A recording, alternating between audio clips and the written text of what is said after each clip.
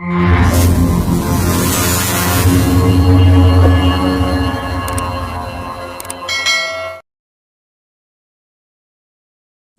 T Yallappa Navyottara ಸಾಹಿತ್ಯ ಕಾಲಘಟ್ಟದ ಪ್ರಮುಖ ಕವಿ, ಪ್ರಬಂಧಕಾರ, ವಿಮರ್ಶಕ ಹಾಗೂ ಕನ್ನಡ ಪ್ರಾಧ್ಯಾಪಕರಾಗಿರುವ ಡಾಕ್ಟರ್ ಟಿ ಯಲ್ಲಪ್ಪ ಅವರು ಅಕ್ಟೋಬರ್ 2, 1970ರಂದು ಕೃಷಿ ಕಾರ್ಮಿಕ ಕುಟುಂಬದಲ್ಲಿ ಜನಿಸಿದರು.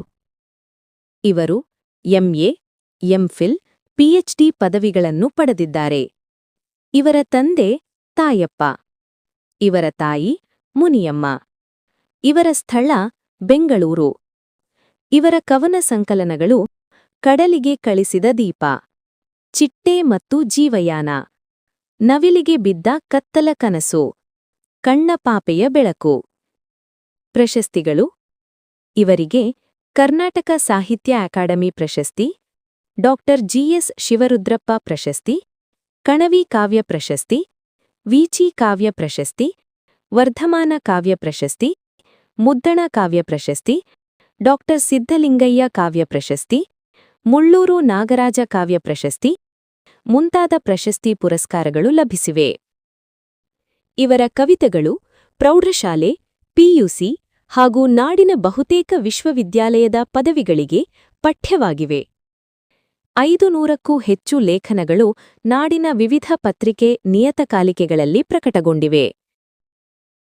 ಡಾಕ್ಟರ್ ಟಿ ಯಲ್ಲಪ್ಪ ಅವರ ಹೆಸರು ಲಿಮ್ಕಾ ಬುಕ್ ಆಫ್ ವರ್ಲ್ಡ್ ರೆಕಾರ್ಡ್ನಲ್ಲಿ ದಾಖಲಾಗಿದೆ.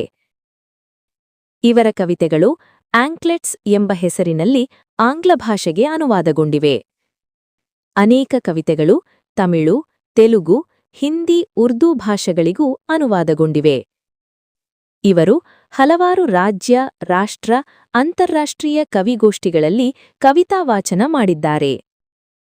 ಡಾಕ್ಟರ್ ಟಿ ಯಲ್ಲಪ್ಪ ಅವರು ಪ್ರಸ್ತುತ ಬೆಂಗಳೂರಿನ ಕೆಆರ್ಪುರದಲ್ಲಿರುವ ಸರ್ಕಾರಿ ಪ್ರಥಮ ದರ್ಜೆ ಕಾಲೇಜಿನಲ್ಲಿ ಕನ್ನಡ ವಿಭಾಗದ ಕನ್ನಡ ಸ್ನಾತಕೋತ್ತರ ಅಧ್ಯಯನ ಹಾಗೂ ಸಂಶೋಧನಾ ಕೇಂದ್ರದ ಪ್ರಾಧ್ಯಾಪಕರಾಗಿ ಹಾಗೂ ನಿರ್ದೇಶಕರಾಗಿ ಕಾರ್ಯನಿರ್ವಹಿಸುತ್ತಿದ್ದಾರೆ. ಕನ್ನಡ ವಿಡಿಯೋ ತರಗತಿಗಳಿಗಾಗಿ ನಮ್ಮ ಅಭಿನವ ಅಕಾಡೆಮಿ ಯೂಟ್ಯೂಬ್ ಚಾನೆಲ್ಗೆ ಸಬ್ಸ್ಕ್ರೈಬ್ ಮಾಡಿ, ಪ್ರೋತ್ಸಾಹಿಸಿ ಎಂದು ಕೋರುತ್ತಾ, ವಿಡಿಯೋ ನೋಡಿದ್ದಕ್ಕಾಗಿ ಧನ್ಯವಾದಗಳು.